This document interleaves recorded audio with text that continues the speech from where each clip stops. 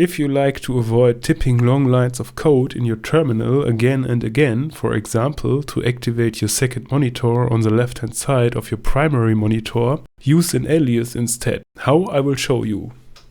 To create this alias, go to your personal folder and search and open the bashrc file.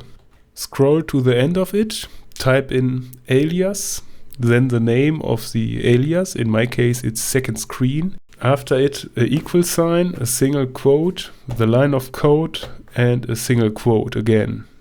And now the second alias to turn off the second screen.